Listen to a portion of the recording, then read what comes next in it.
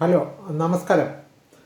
ഒരു ഡോക്ടറെ സംബന്ധിച്ച്, ഒരു ചികിത്സകനെ സംബന്ധിച്ച് അദ്ദേഹത്തിൻ്റെ അറിവും അനുഭവവും ആണ് അദ്ദേഹത്തിൻ്റെ അഭിപ്രായം എന്ന് പറയുന്നത്. അത് PDF ഫയലുകളുടെയോ PhD പ്രബന്ധങ്ങളുടെയോ ഒന്നും പിൻബലം ഒരുപക്ഷെ ഈ പറയുന്ന പല കാര്യങ്ങൾക്കും ഉണ്ടാകാറില്ല. ഈ നിരീക്ഷണവും പരീക്ഷണവും കൂടി ചേർന്നതാണ് ഈ പല ശാസ്ത്ര നിഗമനങ്ങളുടെയും പ്രാഥമികമായ കരട് രൂപം എന്ന് ഏവർക്കും അറിവുള്ളതാണല്ലോ. ഇത്തരത്തിൽ തള്ളിക്കളയുന്നവർക്ക് തള്ളിക്കളയുകയും വിമർശിക്കുന്നവർക്ക് വിമർശിക്കാൻ പഴുതുണ്ടാവുകയും ഒക്കെ ചെയ്യുന്ന ഒരു സംഗതിയെപ്പറ്റി പറയാനാണ് ഈ വീഡിയോ. നമ്മൾ മണ്ണിൽ കൃഷി ഇറക്കുന്നതിന് മുമ്പ് അല്ലെങ്കിൽ വളപ്രയോഗം നടത്തുന്നതിന് മുമ്പ് മണ്ണിൻ്റെ pH മൂല്യത്തെപ്പറ്റി അറിയാനും അത് റിക്ലമൈസ് ചെയ്യാനും അത് ന്യൂട്രലൈസ് ചെയ്യാനും ഒക്കെ നമ്മൾ ശ്രമിച്ചതിന് ശേഷമാണ് അവിടെ വിളവിറക്കാറും വളം നൽകാറും മണ്ണിൽ. പക്ഷേ ഇതൊക്കെ ബോധപൂർവം ചെയ്യുന്ന നമ്മൾ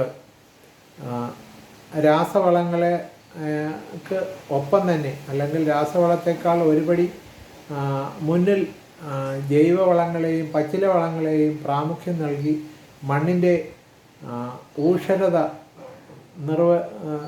നിലനിർത്താനും അത് ഊർവരമായി പോകാതിരിക്കാനും ഒക്കെ ശ്രദ്ധിക്കുന്ന നമ്മൾ ഈ ജൈവവളങ്ങൾ അപ്ലൈ ചെയ്ത കാർഷിക വിഭവങ്ങൾ അവ കൂടിയ വില കൊടുത്ത് വാങ്ങാൻ തയ്യാറാകുന്ന നമ്മൾ, ഇത്രയും അറിവും ബോധവും ഒക്കെ ഉള്ള നമ്മൾ, പക്ഷേ ഈ നമ്മുടെ ശരീരത്തിൻ്റെ ഒരു pH വാല്യൂ മെയിൻറ്റെയിൻ ചെയ്യാനായിട്ട് ശ്രദ്ധിക്കാറോ ഇല്ല. പറഞ്ഞു വരുന്നത്, ആധുനിക കാലഘട്ടത്തിൽ നമ്മുടെ skin, hair, nail, teeth, bone, ഈ 5 കാര്യങ്ങളെ അധിഷ്ഠിതമായ പരമ്പരയായ അസുഖങ്ങൾ അവ പ്രത്യേക പട്ടികയിൽ പേര് നൽകി ഡയഗ്നോസ് ചെയ്യുന്നതും ഡിസീസ് വിത്ത് അൺനോൺ എറ്റിയോളജി, അകാരണമായി വരുന്ന രോഗങ്ങളും ഈ 5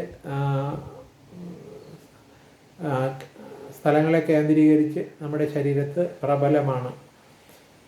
ഇത് പൊതുവിൽ നമ്മുടെ ശരീരം ഒരു ആൽക്കലൈൻ pH മെയിൻറ്റെയിൻ ചെയ്താൽ ഇത്തരം രോഗാവസ്ഥ ഒരു പരിധിവരെ ഒഴിഞ്ഞു നിൽക്കും. നമ്മുടെ ബോഡി ഒരു അസിഡിക് pHലോട്ട് വരുമ്പോൾ ഇത് അധികരിക്കുകയും ചെയ്യും.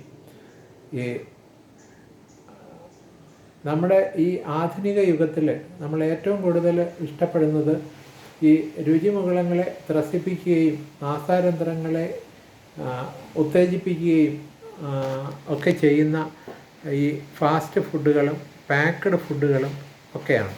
പാക്ക് ചെയ്തും ബോട്ടിൽ ചെയ്തും വരുന്ന എല്ലാ ആഹാര പദാർത്ഥങ്ങളിലും ആലേഖനം ചെയ്തിട്ടുള്ള ഒരു സംഗതിയാണ് permitted flavours and preservatives R added.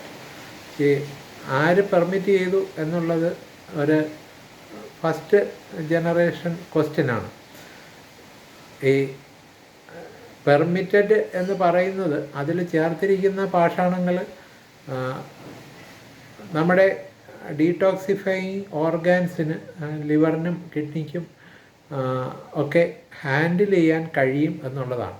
നിർഭാഗ്യവശാൽ നമ്മൾ കഴിക്കുന്ന എല്ലാ സാധനങ്ങളിലും ഇത് എഴുതിയിട്ടുണ്ട് എന്നുള്ളത് മറ്റൊരു സത്യം. ഇത്തരുണത്തിൽ നമ്മൾ ഈ പെർമിറ്റഡ് ലെവൽ എത്ര തവണ വയലേറ്റ് ചെയ്യുന്നുണ്ട് എന്നുള്ളത് സ്വയം ചോദിക്കേണ്ട ഒരു ചോദ്യമാണ്.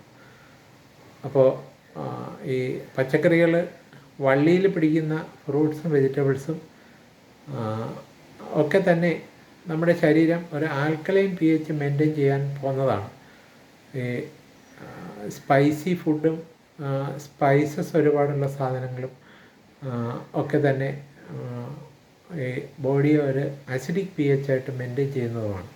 അസിഡിക് pH മെയിൻറ്റെയിൻ ചെയ്യുമ്പോൾ നമ്മുടെ ആമാശയത്തിലും നമ്മുടെ നാഡീവ്യൂഹത്തിലും ഒക്കെ പ്രശ്നങ്ങളും ഉണ്ടാകാം.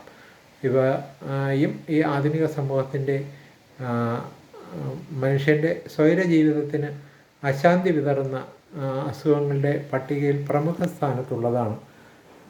ഇക്കാര്യം ശ്രദ്ധിക്കുന്നവർക്ക് ശ്രദ്ധിച്ചാൽ കൂടുതൽ ആരോഗ്യപരമായി ജീവിതം സന്തോഷകരമായി കൊണ്ടുപോകാം. ക്ലിനിക്കിൽ തന്നെ വരുന്ന പല കുട്ടികളെയും ഇക്കാര്യം പറഞ്ഞ് നിരുത്സാഹപ്പെടുത്തുമ്പോൾ അവരുടെ പാരൻസ് തന്നെ ചോദിക്കാറുള്ളൊരു ചോദ്യമുണ്ട്, പിന്നെന്തിനാണ് ഡോക്ടറെ ഇത്തരം കാര്യങ്ങൾ മാർക്കറ്റ് ചെയ്യുന്നതും നിർമ്മിക്കുന്നതും? പ്രസക്തമാണ് ചോദ്യം. ഒരു കാലത്ത് വിമാനത്തിലും കപ്പലിലുമൊക്കെ യാത്ര ചെയ്തിരുന്ന ആൾക്കാർക്ക് വിശക്കുമ്പോൾ കൊടുക്കാനായിട്ട് ഉണ്ടാക്കിയ ഈ പാക്ക്ഡ് ഫുഡ് കമ്മോഡിറ്റീസ്, അല്ലെങ്കിൽ ക്ഷാമകാലത്ത് അല്ലെങ്കിൽ ഒരു വറുതിക്കാലത്ത് ഒക്കെ നമ്മളൊരു പ്രളയമോ പേമാരിയോ ഭൂകമ്പമോ ഉരുൾപൊട്ടലോ ഒരു പലായനമോ ഒക്കെ നടത്തേണ്ടി വരുമ്പോൾ നമുക്കൊപ്പം കരുതാൻ വേണ്ടി ഉണ്ടാക്കിയ ഈ സാധനങ്ങൾ എല്ലാം തന്നെ നമ്മൾ നിരുപാധികം ഉണ്ടാക്കുകയൊക്കെ ചെയ്തപ്പോൾ അതിന് അഡിക്ഷൻ നമ്മളിലുണ്ടായപ്പോൾ നാട്ടിലും വീട്ടിലുമെല്ലാം വിശക്കുമ്പോൾ ഇതാണ് ഒരു ആഹാരം, അല്ലെങ്കിൽ ഇതിനു വേണ്ടി വിശക്കുന്ന ഒരവസ്ഥ ഇത് സംജാതമായിരിക്കുന്നു. ഇത് നമ്മുടെ അനാരോഗ്യത്തിൻ്റെ ആണിക്കല്ല് ഇതാണ്. ആരോഗ്യത്തിന് അടി തോണ്ടുന്ന ആയുധവും ഇതാണ്.